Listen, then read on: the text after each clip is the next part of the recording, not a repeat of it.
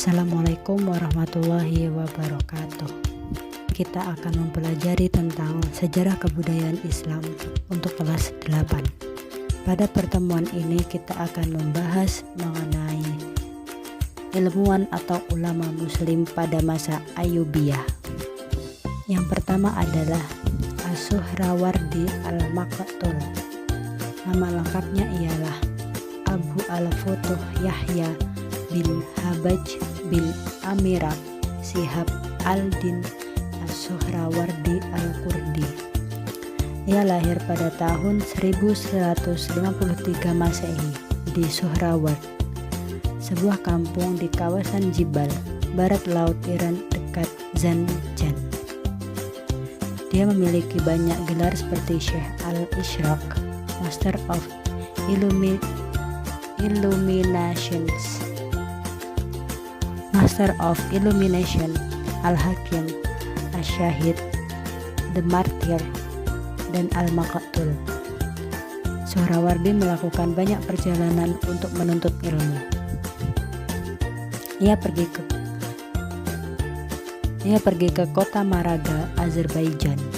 Di kota ini, Suhrawardi belajar filsafat, hukum, dan teologi kepada Majd al-Din al-Jili. Sedangkan filsafat diperdalamnya kepada Fakhr al-Din al-Mardini. Perjalanan Suhrawardi selanjutnya ke Isfahan, Iran Tengah, untuk belajar logika kepada Zahir al-Din al-Qori. Dari Isfahan, Suhrawardi meneruskan ke Anatolia Tenggara. Ia diterima dengan baik oleh Pangeran Bani Saljuk.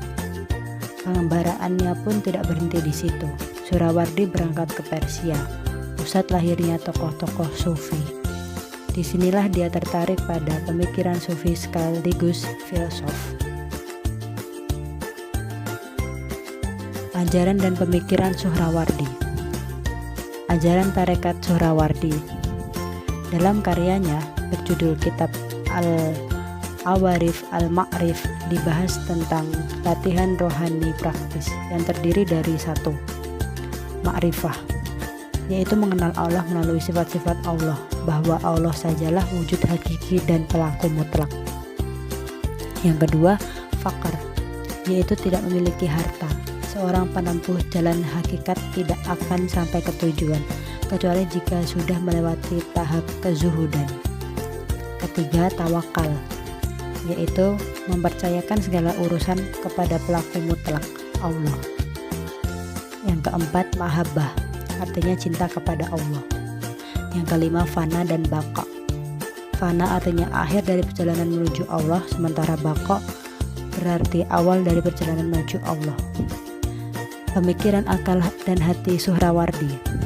Pemikiran Suhrawardi tentang akal dan hati disebut juga konsep cahaya, iluminasi atau isyraqiyah, yang lahir sebagai perpaduan antara akal dan hati.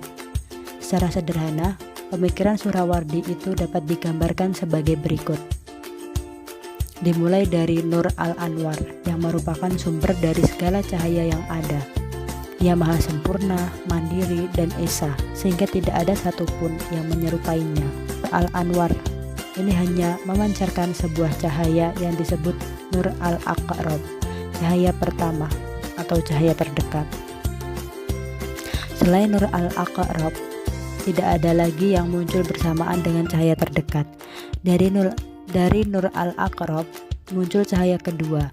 Dari cahaya kedua muncul cahaya ketiga. Dari cahaya ketiga timbul cahaya keempat. Dari cahaya keempat timbul cahaya kelima. Dari cahaya kelima timbul cahaya keenam. Begitu seterusnya hingga mencapai cahaya yang jumlahnya sangat banyak. Karya-karya Al-Azim yang paling menonjol berjudul Zubdah Al-Halab min Tarik Halaba, Buhyah At-Talib fi Tarik Halaba, berisi tentang sejarah Aleppo atau Halaba yang disusun secara alfabetik. Kitab ini terdiri dari 40 juz atau 10 jilid. Al-Azim melarikan diri ke Kairo ketika tentara Mongol menguasai Aleppo. Ia wafat di sana pada tahun 658 Hijriah atau 1160 Masehi. Ulama selanjutnya adalah Ibnu Al-Azim. Nama lengkapnya ialah Kamaluddin Abu Al-Qasim Umar bin Ahmad ibn Haibatullah ibn Abi Jarodah Al-Aqil. Ia berasal dari Bani Jarodah yang pindah dari kota Basrah ke Aleppo karena wabah penyakit. Al-Azim sendiri lahir di Aleppo. Ayahnya menjadi qadhi mazhab Hanafi di kota itu. Sejak tahun 1219 Masehi, ia mulai mengajar di Aleppo setelah mendalami berbagai pengetahuan di Baitul Maqdis, Damaskus, Hijaz, Irak, dan Aleppo.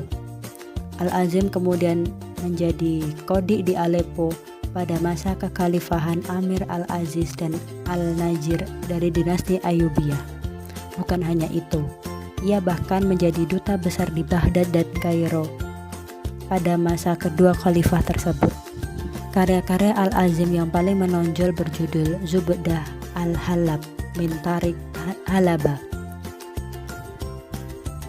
Buqyah At-Talib fi Tarikh Halaba, berisi tentang sejarah Aleppo atau Halaba yang disusun secara alfabetik. Kitab ini terdiri dari 40 juz atau 10 jilid. Al-Azim melarikan diri ke Kairo ketika tentara Mongol menguasai Aleppo. Ia wafat di sana pada tahun 658 Hijriah atau 1160 Masehi.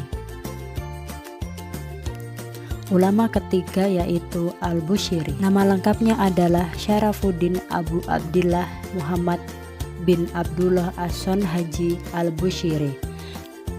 Lahir pada tahun 1212 Masehi di Maroko.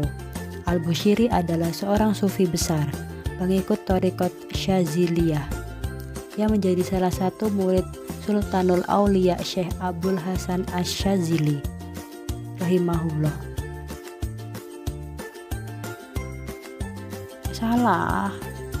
Radhiyallahu anhu. Ia juga berguru kepada ulama tasawuf seperti Abu Hayyan, Abu Fat bin Ya'mari, dan Al-Iz bin Jama'ah Al-Kanani Al-Hamawi. Al-Bushiri cukup menonjol dalam bidang sastra. Hasil karyanya yang terkenal yaitu Qasidah Burdo. Syair ciptaannya itu dibaca dalam berbagai acara pada abad 7 Hijrah. Pada abad 7 Hijriah, Qasidah Burdo adalah mutiara syair kecintaan kepada Rasulullah SAW. Puisi pujian Al-Bushiri kepada Nabi tidak terbatas pada sifat dan kualitas pribadi Nabi, tetapi mengungkap pula keutamaan Nabi, yaitu penerima mukjizat Al-Quran. Namun demikian, Al-Bushiri tidak hanya terkenal dengan karya burdahnya, tetapi ia juga seorang ahli fikih, kalam, dan tasawuf. Beberapa ulama sufi pernah menjadi guru Al-Bushiri, yaitu Imam Abu Hayyan, Abul Fat bin Sayyid An-Nas Al-Ya'miri Al-Ashbali Al-Misri, pengarang kitab Uyun Al-Asar fi Sirah Sayyid Al-Bashir. Ulama yang keempat yaitu Abdul Latif Al-Baghdadi, seorang ulama berpengaruh dan teladan bagi ulama Al-Azhar lainnya. Abdul Latif Al-Baghdadi dikenal sebagai ahli ilmu mantik, bayan, hadis, fikih, kedokteran, dan ilmu lainnya. Ia bahkan salah seorang tokoh berpengaruh dalam pengembangan dan penyebaran mazhab Sunni di Mesir.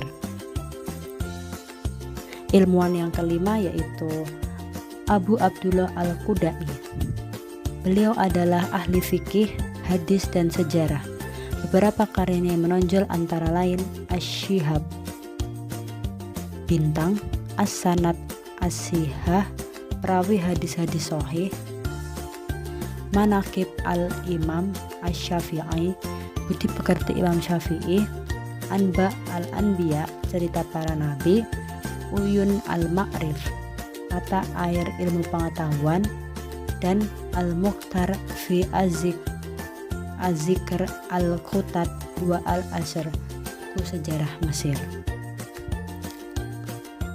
Yang keenam adalah ada beberapa ilmuwan atau ulama masa Ayyubiyah lainnya, yaitu yang pertama Abu Abdullah Muhammad Al-Idrisi, seorang ahli geografi dan juga ahli botani. Penelitiannya dituangkan dalam buku berjudul Kitab Al-Jami' li Ashtad An-Nabat, buku kumpulan serba-serbi tanaman. Yang kedua yaitu Ad-Dawudi, seorang ahli botani, pengarang kitab Nuzha An-Nufus wa Al-Afkar Ma'rifah wa Al-Ahjar wa Al-Ashjar, buku lengkap tentang pengelompokan tanaman, bebatuan, dan pepohonan. Yang ketiga yaitu Syekh Syams ad-Din Ibnu Khalikan, ahli sejarah yang mengarang kitab